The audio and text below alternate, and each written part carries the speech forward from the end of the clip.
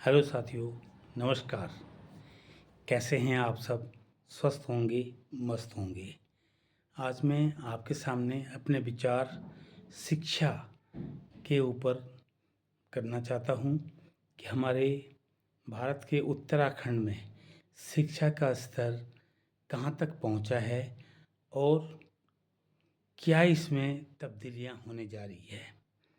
जैसे कि कुछ समय पहले सुना था कि जिन राजकीय प्राथमिक विद्यालयों में बच्चे कम हैं उन्हें दूसरे विद्यालयों के साथ विलय किया जाएगा। साथियों, अब सवाल ये उठता है कि ये बच्चे कम क्यों हुए? इनमें पहले बहुत अच्छे बच्चे थे। क्या इसका कारण आप पलायन मान सकते हैं, या इसका कारण निजी क्षेत्र में जो विद्यालय चल रहे हैं उनका बढ़ता हुआ स्कोप हो सकता है? समझने वाली बात है साथियों कि एक अच्छी खासी तनख्वाह या वेतन सैलरी लेने वाला शिक्षक मात्र दो चार बच्चों के साथ ही व्यस्त है, और निजी विद्यालयों में कम वेतन है इनसे, लेकिन वो अच्छी शिक्षा दे रहे हैं। तो जो सरकारी विद्यालय के शिक्षक हैं उनके बच्चे कहाँ पढ़ रहे हैं? निजी विद्यालयों में पढ़ रहे हैं। क्यों? क्या कारण है? क्योंकि स्वयं का स्तर स्वयं गिरता जा रहा है। जब एक शिक्षक के बच्चे निजी विद्यालयों में पढ़ते रहेंगे और हमसे वो अपेक्षा रखेंगे कि अपने बच्चों को राजकीय प्राथमिक विद्यालय में डालो, तो ये इसमें कितना तथ्य, इसकी सत्यता है? क्या कोई सक्षम या कोई तैयार होगा? साथियों, शिक्षा का स्तर आप देख रहे हैं कि निजी विद्यालयों में भी जो शिक्षा का अधिनियम आरटीई के तहत जो बच्चे पढ़ते हैं, 2009 शिक्षा के अधिनियम के तहत पढ़ रहे हैं, उनमें क्या सभी बच्चों को सुविधा नहीं मिल पाती है? अब समय समय पर ये भी कहा जाता है कि निजी विद्यालयों की बहुत ज़्यादा शुल्क ले रहे हैं, या वो इस प्रकार की पुस्तकें पढ़ा रहे हैं, ज़्यादा पुस्तकें दे रहे हैं, ज़्यादा किताबें दे रहे हैं, वो ज़्यादा पढ़ा रहे हैं, बच्चों पर ज़्यादा भार पड़ रहा है। बेशक अगर वहाँ मिड डे मील नहीं मिल रहा होगा, लेकिन शिक्षा अच्छी है। पहले सुना करते थे कि तुम विद्यालय में पढ़ने आए या कोई भोजन करने आए हो, लेकिन आज कृपा ऐसी हो रखी है कि भोजन भी विद्यालय में मिल रहा है। तो साथियों, क्या हम इस भोजन तक सीमित हैं? क्या हम देख रहे हैं कि हमारे बच्चों को किस प्रकार से सभ्यता, संस्कार, शिक्षा का सदुपयोग हो सकेगा? हम पहले से भी राजकीय विद्यालयों में पढ़े हैं, और जो भी हमारे साथी पढ़े हैं निसंदेह वो बहुत अच्छे अच्छे पदों पर अपनी सेवा दे चुके हैं या दे रहे हैं। तो निजी विद्यालय क्या कर रहे हैं? वो जो कम वेतन ज़रूर दे रहे हैं, लेकिन बच्चों को भरपूर सुविधा भी दे रहे हैं। बच्चों को पढ़ने की लालसा, पढ़ने का अग्रसर, पढ़ने के लिए एक प्रकार का उनका जो मोह है, उनका जो लगाव है, वो पढ़ाई की ओर बढ़ा रहे हैं। बच्चों को हैंड राइटिंग यानी कि सुलेख जो बच्चों का है अच्छा हो रहा है। राजकीय विद्यालय में भी अच्छा हो रहा है। राजकीय विद्यालय में भी संकुल स्तर तक के खेल होते हैं, निजी विद्यालयों में भी खेल हो रहे हैं। लेकिन हमारे बच्चे जो हैं, या शिक्षकों के जो बच्चे हैं, या अधिक से अधिक बच्चे राजकीय विद्यालयों में क्यों नहीं पढ़ रहे हैं? हमारी सरकार को अवश्य इसको सोचना चाहिए। क्या भोजन से ही बच्चे पढ़ेंगे, या ड्रेस यूनिफॉर्म देने, निःशुल्क देने से ही बच्चे पढ़ेंगे? ऐसा तो कुछ नहीं है। मेरी समझ से हमारे देश में, भारत देश के उत्तराखंड प्रांत में बहुत पलायन भी हो गया है। लोग अपने गाँव से बाहर शहरों की ओर मकान, बड़े बड़े घर छोड़कर छोटे से कमरों में रह रहे हैं और उनके पास एक ही उत्तर है कि हम यहाँ बच्चे पढ़ाने आए हैं। माँ के पेट में भी बच्चा है, लेकिन माँ बाप को चिंता हो रही कि इसकी पढ़ाई का, लिखाई का क्या होगा। तो बाहर कमरा लेना है, रूम लेना है, वहीं पढ़ाना है। गांव छूट रहे हैं, अच्छे अच्छे खेत खलिहान छूट रहे हैं, पालतू पशु छूट रहे हैं। पहाड़ की ऐसी स्थिति हो गई है कि जिस प्रकार शिक्षा भी धूमिल हो रही है और पालतू पशु जो हैं साथियों, वो सड़कों पर आ गए हैं। गाँव में जो हरे भरे खेत थे वो सूख चुके हैं, बंजर पड़ चुके हैं, खेती करने को कोई तैयार नहीं है। तो हम पहले पढ़ते थे कि उत्तम खेती मध्यम बान, निश्चित चाकरी भीख निदान। ये एक कहावत कवि की थी, लेकिन ये कहावत अब उल्टी हो चुकी है।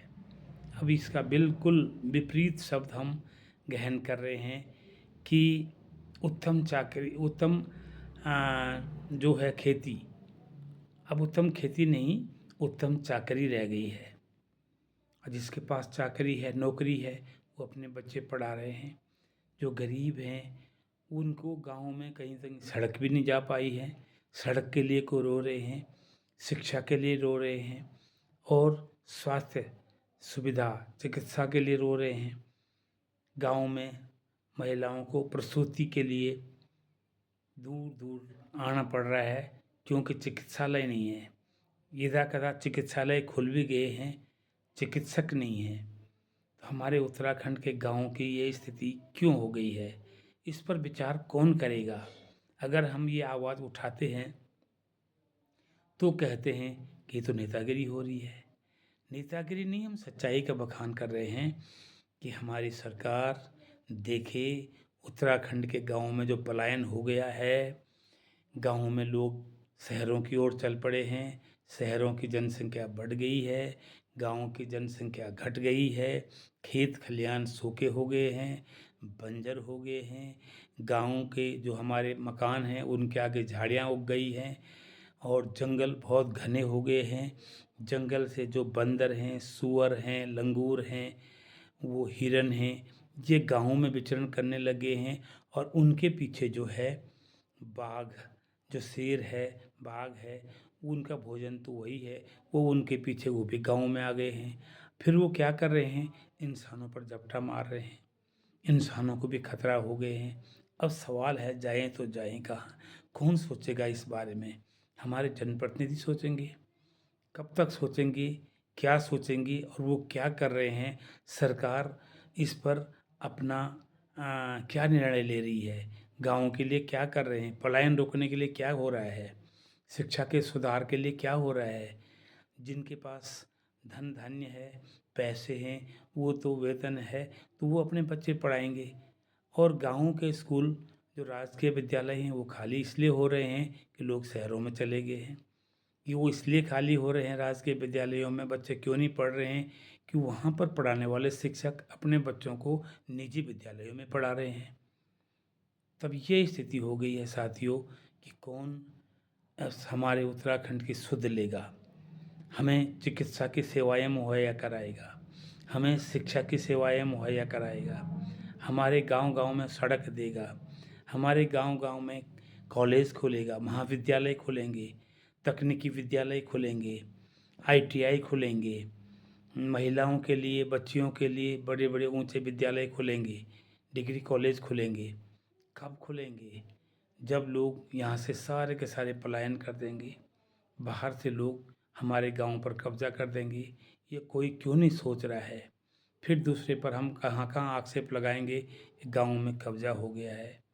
कौन कब्जा कर रहा है, क्यों कब्जा कर रहे हैं। तो साथियों, मेरा यही आग्रह है कि हमारी सरकार जागे, हमारे जो जनता है वो जागे। पहले तो जनता जागे और अपने जनप्रतिनिधियों को भी जगाए कि विद्यालयों में हमारे गाँव की रक्षा हो। हमारे यहाँ अच्छे संस्थान खुल जाएँ तो लोग बाहर क्यों जाएंगे, नहीं जाएंगे। खेती बाड़ी करेंगे, जब बंदर और सूअर लंगूर नहीं रहेंगे तो खेती बाड़ी भी करेंगे। जब वो आ जाते हैं, आदमियों पर झपटा मार रहे हैं, तो कैसे खेती करेंगे? रात को सब दिन भर हम मेहनत कर रहे हैं खेतों में, बाग बगीचों में, रात को चौपट हो जा रहे हैं, दिन को ही चौपट हो जा रहे हैं बंदरों के द्वारा। उनको हाँकने जाएं तो महिलाओं पर, बच्चों पर और आदमियों पर जो है वापस आ कर के उन पर झपटा मार रहे हैं, उन पर आक्रमण कर रहे हैं। तो साथियों, मैं इन्हीं शब्दों से कह रहा हूँ कि हमारी जनता जागो, हमारे उत्तराखंड के गाँवों को बचाओ, हमें सड़क दो, हमें चिकित्सालय दो, हमें अच्छे शिक्षा संस्थान दो, हमारे यहाँ भरपूर शिक्षक दो। बड़े बड़े इंटर कॉलेजों में, बड़े बड़े विद्यालय महाविद्यालयों में उनमें शिक्षक नहीं है, साइंस के विद्यालय ही नहीं है, इंग्लिश के विद्यालय ही नहीं है। सरकार बोल रहे हैं हम आज ला रहे हैं, कल ला रहे हैं। जो पहले से 8-9 साल से लगे हुए हैं वो भी अपने वेतन के लिए, वो भी अपने अपने को सिक्योर करने के लिए, सुरक्षित करने के लिए हड़तालें कर रहे हैं। ये क्या हो रहा है? क्या कर रही है हमारी सरकार? केवल 5 साल बिताने पर तक ही सीमित है? नहीं, जागना होगा, प्रत्येक व्यक्ति को जागना होगा, बच्चे बच्चे को जागना होगा और अपने उत्तराखंड को बचाना होगा।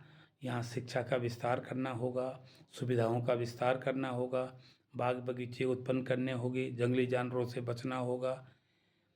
यही बातें हैं। तो सारे के सारे जागो, जागो, अभी भी कह रहे हैं जागो, अपने गाँवों को बचाओ, इस पलायन को रोको जिस पलायन ने हमारे उत्तराखंड को उजाड़ दिया है।